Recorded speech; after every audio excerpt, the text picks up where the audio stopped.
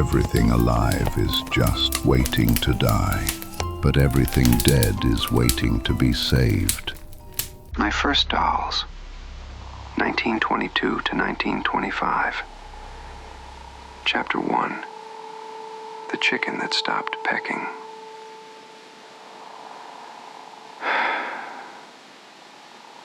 Ma says boys ought to play outside, but outside's always the same.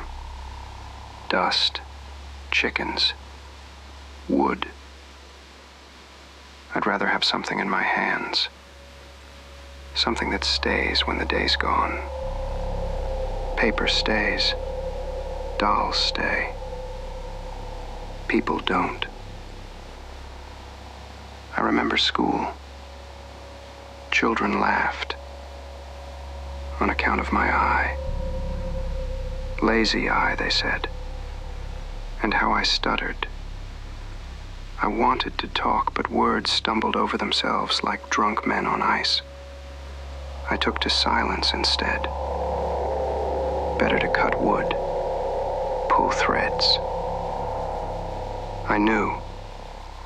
Things don't talk back when you stitch them together. They keep quiet. They belong to you.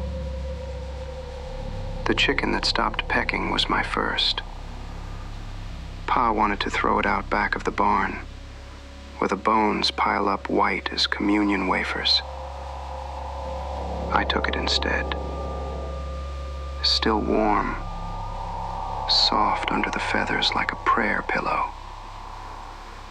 I stitched it up. Same way Ma mends old shirts when the holes get too honest. Only mine was an animal. Doll eyes empty, but faithful. I called it Friend. Under my pillow it stayed. It didn't laugh at my eye. Friend had weight to it.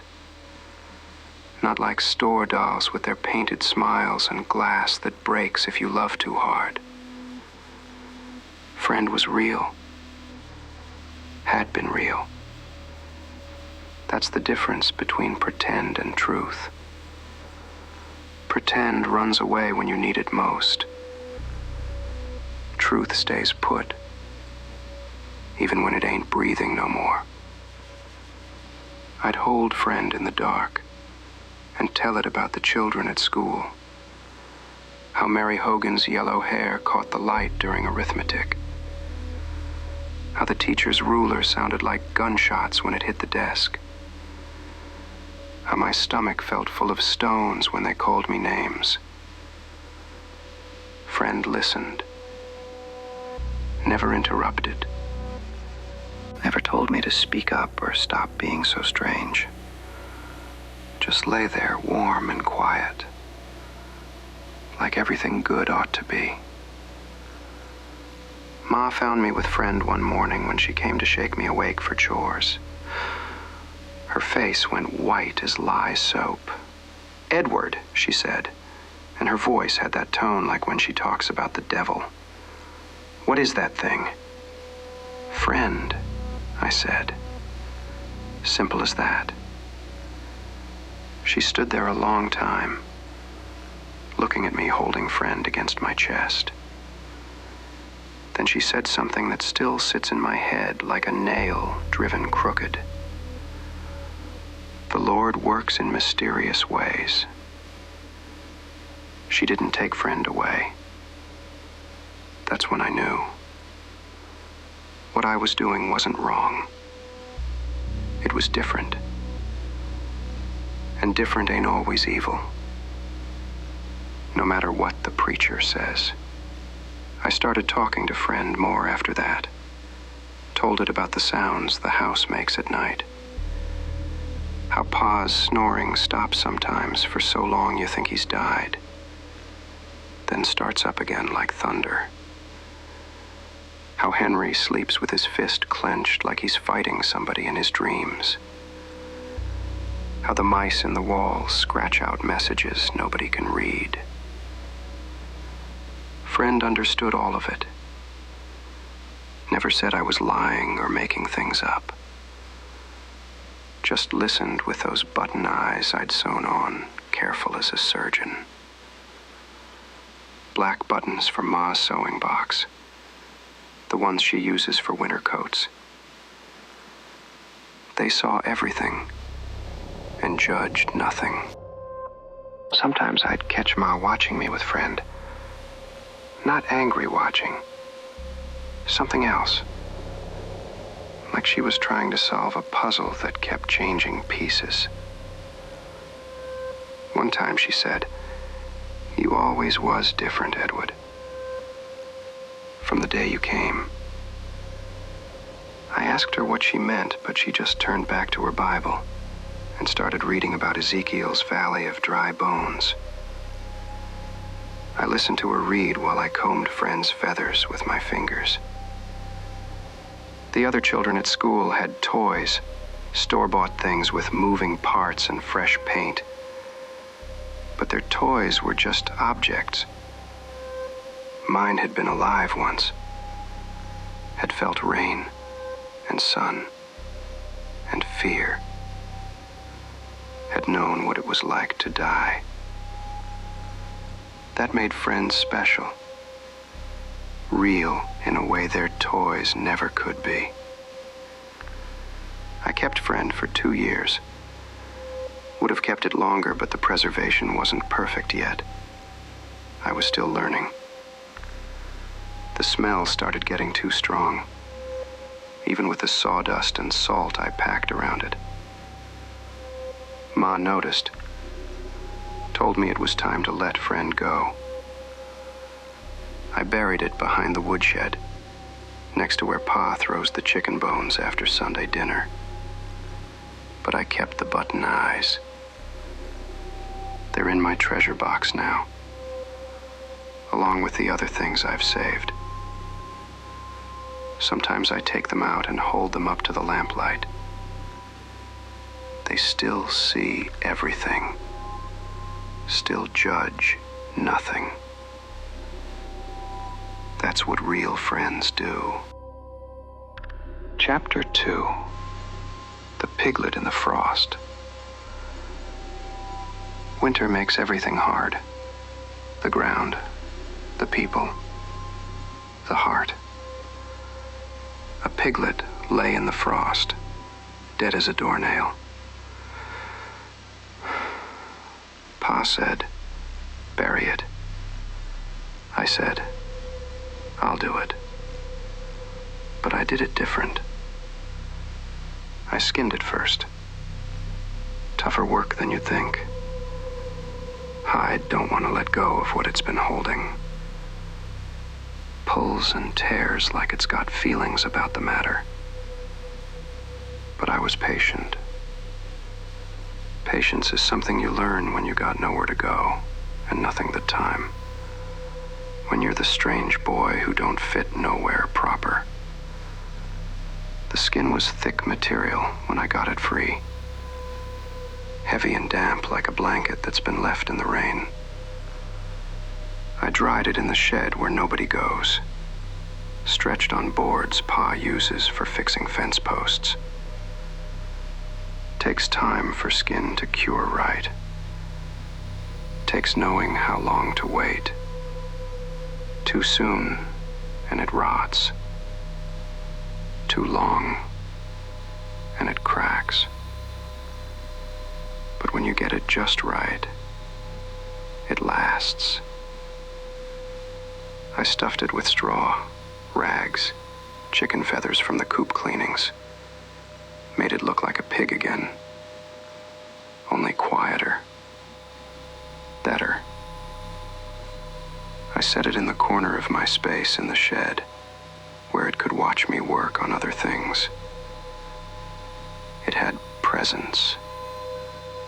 That's the word for when something dead still takes up room in the world. Some nights I'd sit with the piglet and remember what Ma said about women being full of sin. How the body's just a vessel that gets dirty from living. But my piglets were clean. Death cleaned them. took away all the wanting and needing and hurting that makes living such a messy business. My piglets were pure. I thought about the churchyard sometimes. How children run after services and chasing each other around the headstones, like death's just another game. I stood at the edge with Ma, watching. She said people are full of devils. Women worst of all. I believed her then. Still do, mostly. But my dolls ain't full of devils. They're empty of everything except what I put there. The piglet taught me things Friend couldn't. How skin stretches. How bones hold shape even when the meat's gone. How you can make something look alive when it ain't, if you understand the architecture underneath. Bodies are just buildings when you think about it. Frame and walls and windows. Most people can't see past the paint job. Henry found the piglet one day when he was looking for the hammer Pa sent him to fetch. Stood there staring at it like it was going to get up and walk away. "Jesus Christ, Ed," he said. "What the hell is wrong with you?" I laughed. Same laugh that makes people uncomfortable. "Nothing wrong with keeping what's useful," I said. "That ain't useful, that's sick." But he was wrong. Everything's useful if you know what to use it for. Store dolls are for pretending. My dolls are for remembering. Remembering what it feels like to hold something that won't run away or change its mind about you.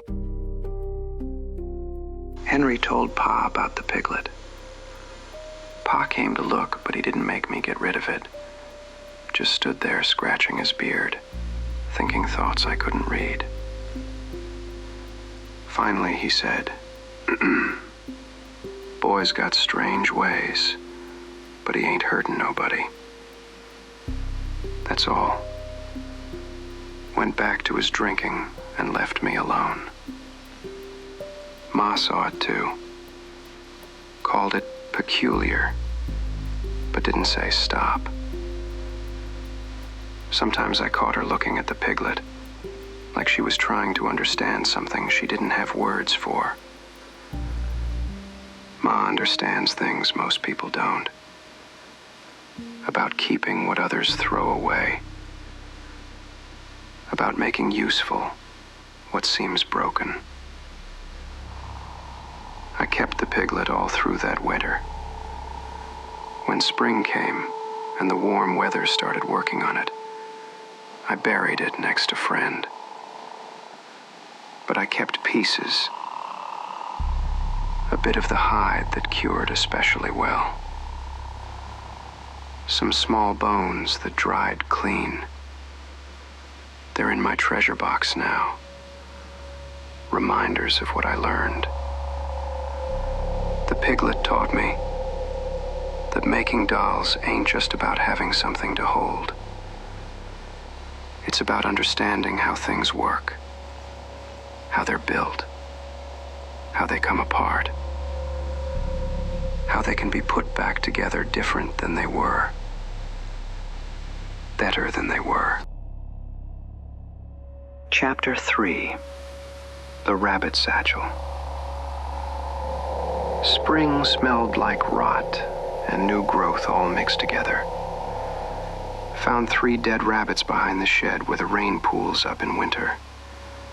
Disease, maybe, or poison. Don't matter why they died. What matters is what you do with them after. I took them. Made cuts, pulled threads, worked the hide free. Small animals are harder than big ones. Less to work with. Got to be more careful not to waste anything.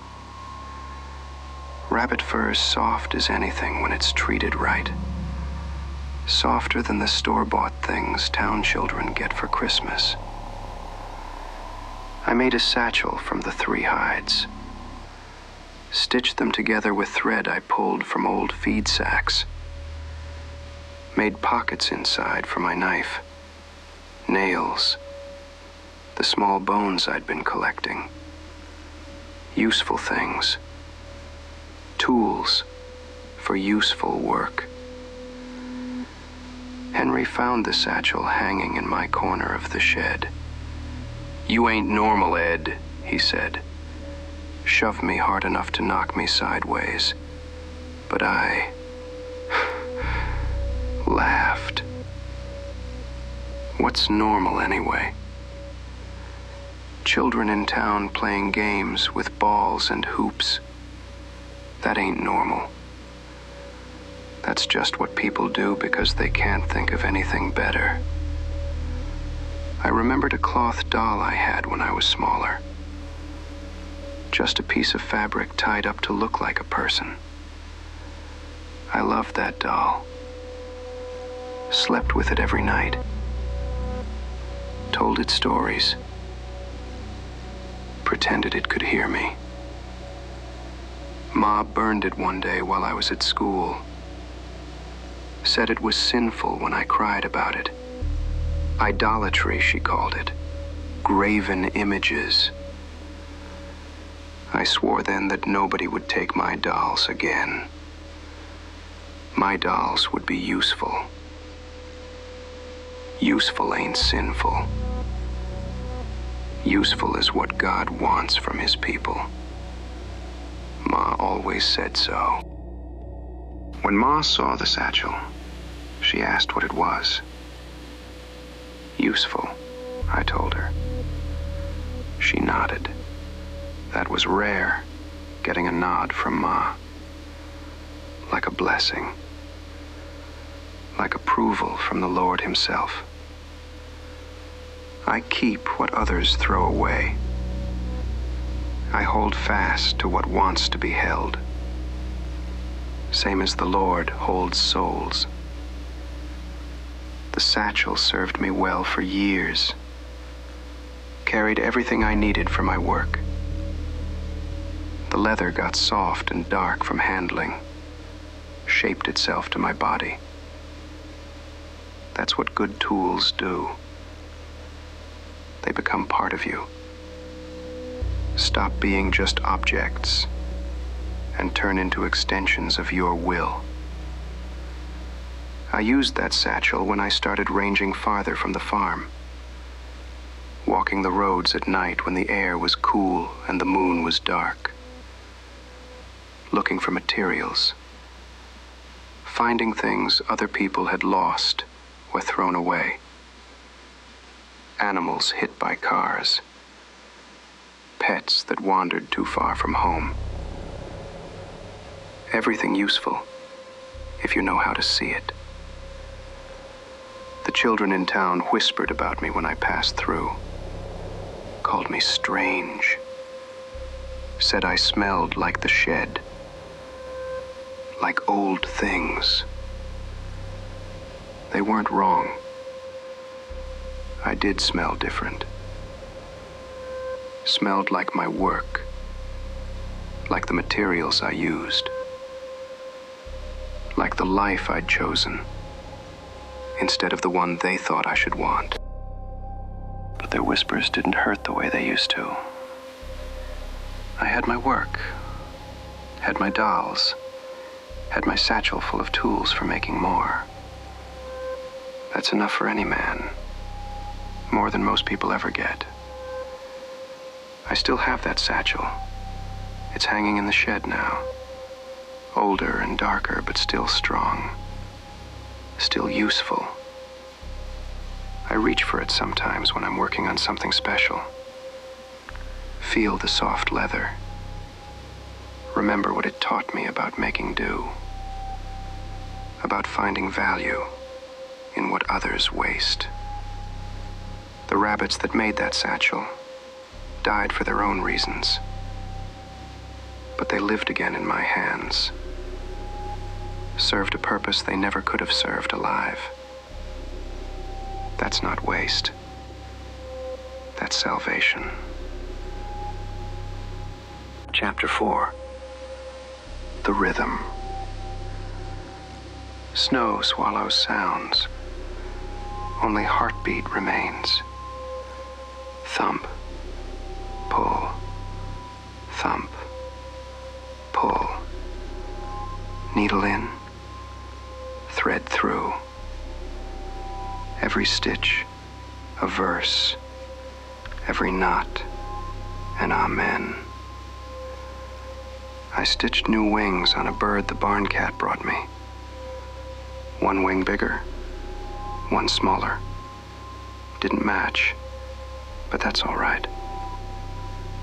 Perfect matches are for store windows. Real things got character, got history written in their imperfections. The bird couldn't fly with mismatched wings, but it looked like it wanted to. Sometimes that's enough. Looking like you want something is halfway to having it. The town children laughed at me when they saw my dolls. But my dolls didn't laugh back. They just wanted to stay.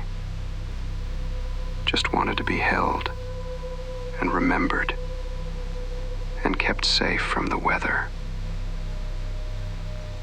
I found my rhythm that winter.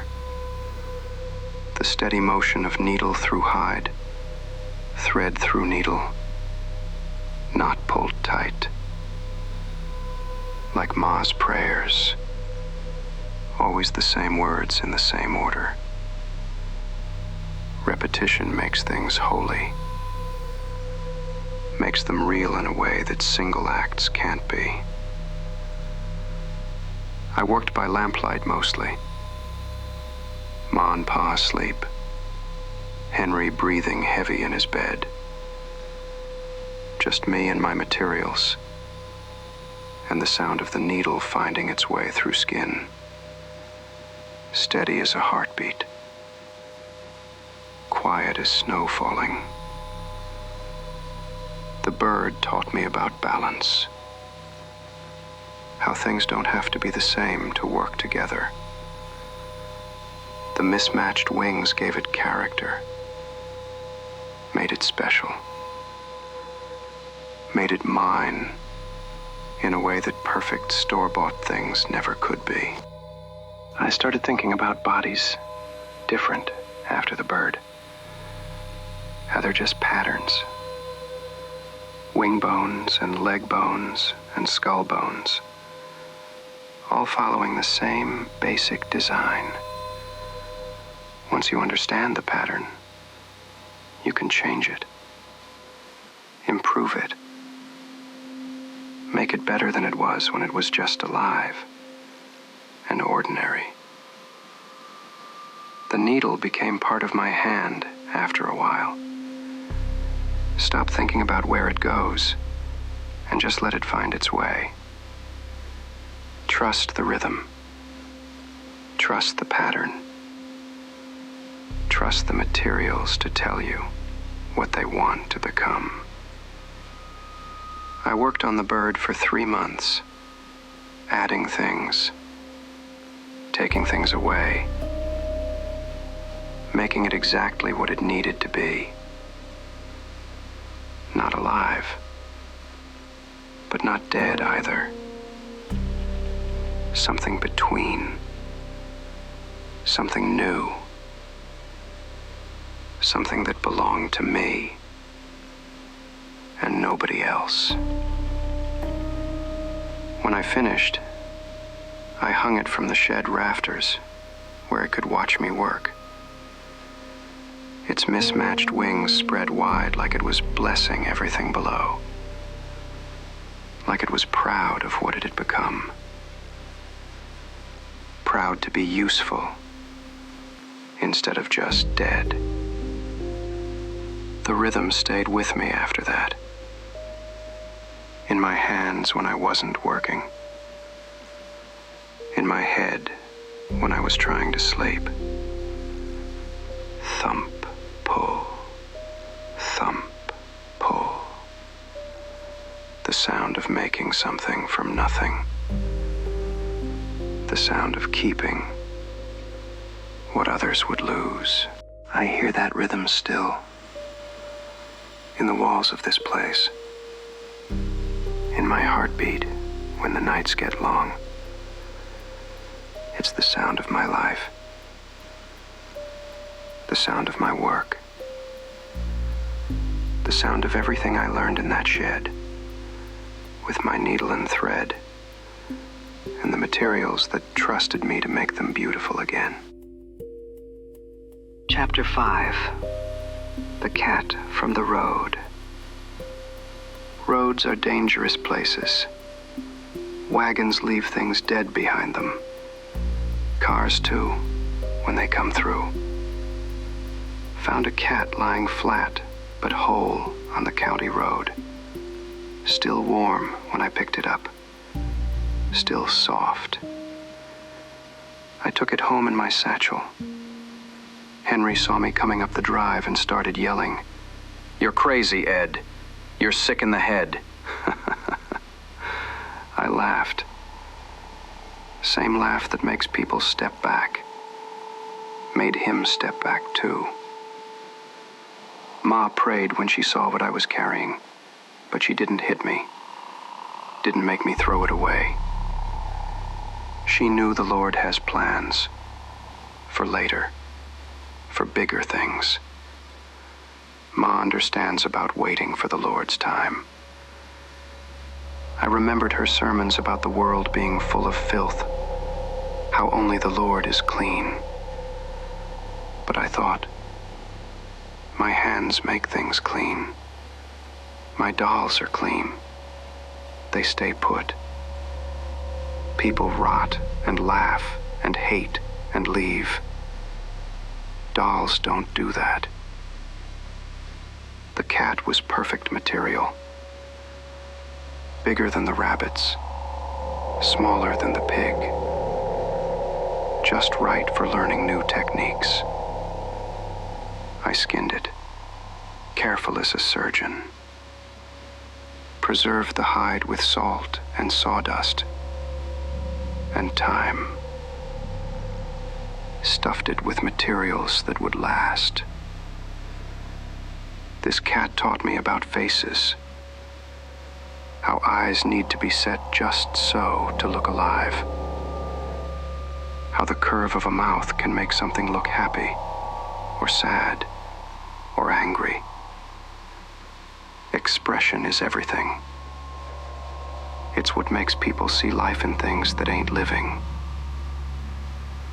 I gave the cat blue button eyes, same color as the sky on clear days. Made it look peaceful, like it had found what it was looking for. Like death was just another kind of sleep, but better, because there's no bad dreams. The cat sat on my workbench while I made other things, watching with those blue eyes, keeping me company during the long winter nights when the wind howled around the shed and made the walls creak like old bones. Sometimes I'd tell the cat about the children at school, how they looked at me like I was something dirty, how they whispered when they thought I couldn't hear. The cat listened, never judged, never said I should try harder to fit in or be like them. I kept the cat for 2 years. It was my companion through my 15th and 16th years. Watched me grow taller. Watched my hands get stronger. Watched me get better at my work. Better at seeing what materials could become if you treated them right. When the preservation finally failed, I buried the cat next to Friend and the Piglet. But I kept the blue button eyes. They're special. They saw me become who I am. They understood before anyone else did that I was meant for this work. The cat taught me about patience, about taking time to get details right, about how small things matter as much as big ones. The way you set the eyes, the angle of the head, the position of the paws. Everything has to be just so, or it won't look like itself. I think about that cat sometimes when I'm working on new projects. How it trusted me to make it beautiful. How it never complained about the process. How it accepted what it became and wore its new form with dignity. That's what real materials do. They trust the artist to know what they're meant to be. Chapter 6. The shed full of friends. The shed smells like oil, iron, old wood, and like me, like my work. Dolls hang from the walls now. The chicken, the piglet, the cat, the bird with mismatched wings. Shadows dance when the lamp flickers. They watch me. I watch them. We ate alone. Sometimes I hear them whisper, like Ma when she prays quiet. Keep going, they say. Don't leave us alone. I listen. I obey. I hold them close. Stitching is holding. Holding is loving. At school they said I was strange. No girl would talk to me. Only the dolls do. Silent, but faithful. They understand what the living never could. That love ain't about talking. It's about staying. About being there when everything else falls apart. My shed is my kingdom. My dolls are my subjects. My needle is my scepter.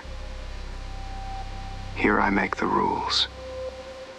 Here I decide what lives and what dies, and what lives again different than before.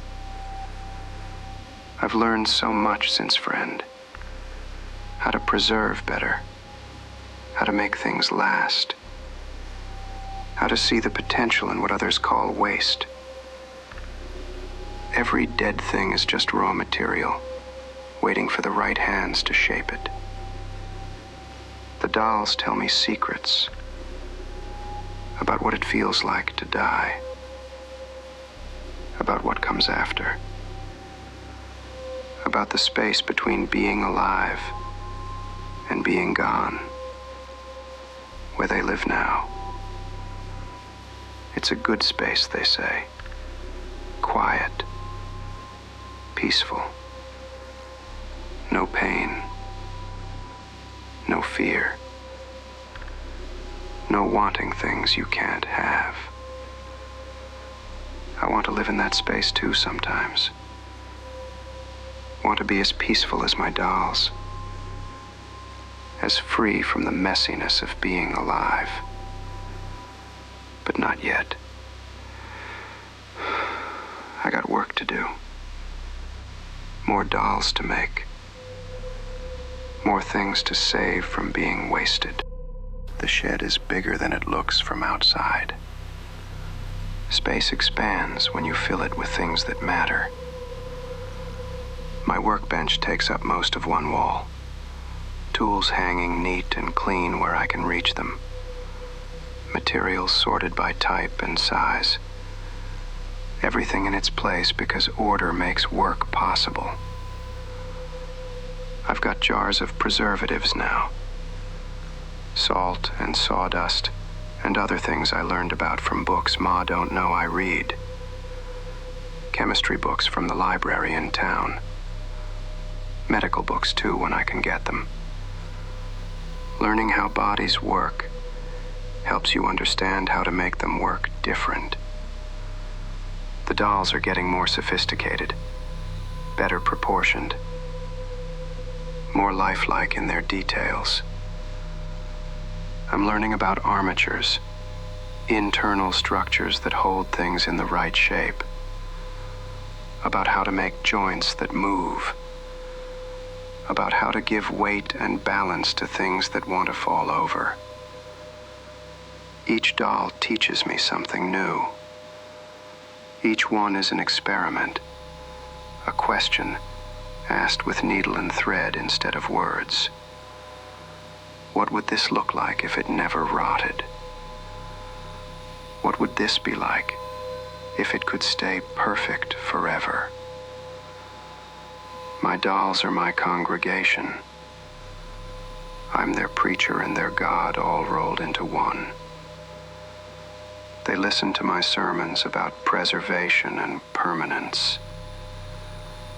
They believe what I tell them about being better dead than alive. They trust me to keep them safe from time and weather and the kind of changes that ruin everything good.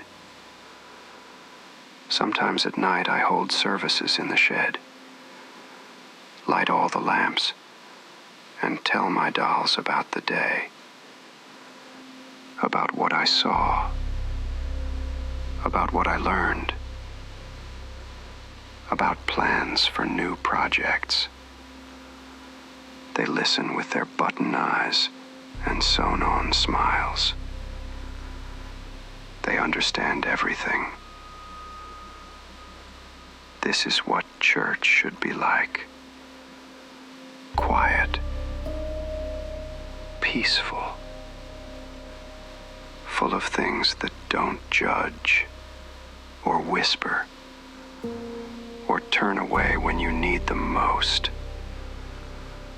Full of love that lasts, full of beauty that don't fade. Chapter 7. The Secret. My shed, my friends, my first real work. Not a child anymore. Not quite a man yet, but a maker. Someone who makes is useful. Someone who makes holds on. I hold on tight. I remember Ma reading Psalms by lamplight. Words like nails driven into wood.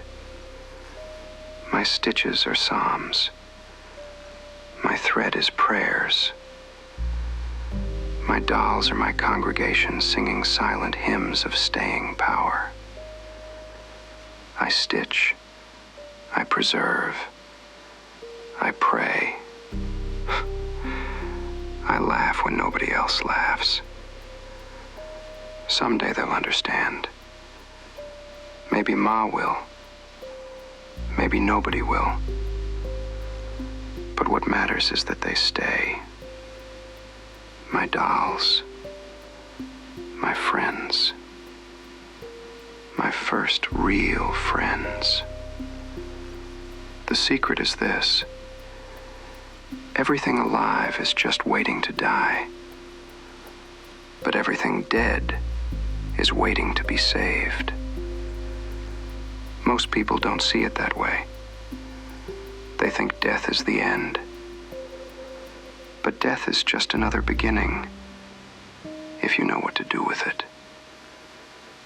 My dolls are proof. They were animals once. Ordinary animals living ordinary lives. Eating, sleeping, running around. Dying for ordinary reasons. But in my hands, they became extraordinary, became permanent, became beautiful in ways they never were when they were just alive. That's the secret Ma never talks about in her prayers. That God don't just create, He preserves. He takes what's broken and makes it whole. Takes what's temporary and makes it last forever. That's what I do in my shed. God's work on a smaller scale. I used to think I was strange because other children didn't understand me. Now I know I was just early. Early to figure out what really matters. Early to see past the surface of things to what they could become with the right care. The children at school will grow up and get married and have children of their own and die and be forgotten. But my dolls will last. Will remember what I taught them about staying, about being faithful, about love that don't run away when things get difficult. Sometimes I dream about having a bigger workshop, more space, better tools, more materials to work with. I dream about dolls so perfect, people won't be able to tell they were ever alive at all. So beautiful that even the living will want to be like them. But that's for later. For when I'm older and stronger and know even more than I know now. For now, the shed is enough. My dolls are enough. My secret is enough. I write these words by lamplight while my friends watch from the walls, their button eyes reflecting the flame like stars, like the eyes of angels, guarding something holy, guarding the secret of how to make love last forever. The needle moves through hide like a prayer through silence. The thread pulls tight like faith through doubt. The knots hold like promises that don't break. This is my work. This is my calling.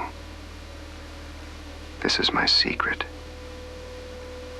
And someday, when I'm ready, I'll share it with the world.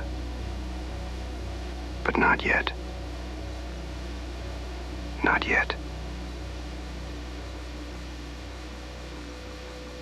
The lamp burns low now. Ma will call for morning chores soon. But my dolls don't need mourning, don't need chores. They just need me to remember them,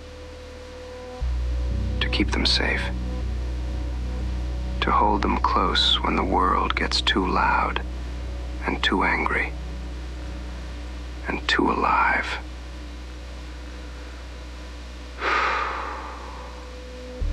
I blow out the lamp. The shed goes dark, except for the little bit of starlight coming through the cracks in the walls. Enough to see my friends hanging quiet and patient on their hooks, waiting for tomorrow's work, waiting for whatever comes next. They trust me. They love me. They'll never leave me. That's all anyone really needs. That's the secret. Ah. I trust you enjoyed this glimpse into a most curious diary. If so, leave behind a small token of your delight with a like, and do consider joining our circle by subscribing. And remember, ring the little bell, and you shall be the very first to know when another diary or a fresh entry emerges from the shadows. And if a whisper stirs in your mind, a thought, a riddle, perhaps a name of someone whose secrets you would dare to uncover, leave it for me below. I read them one by one. And who knows, your wish may guide my hand to the very next diary I choose from my collection.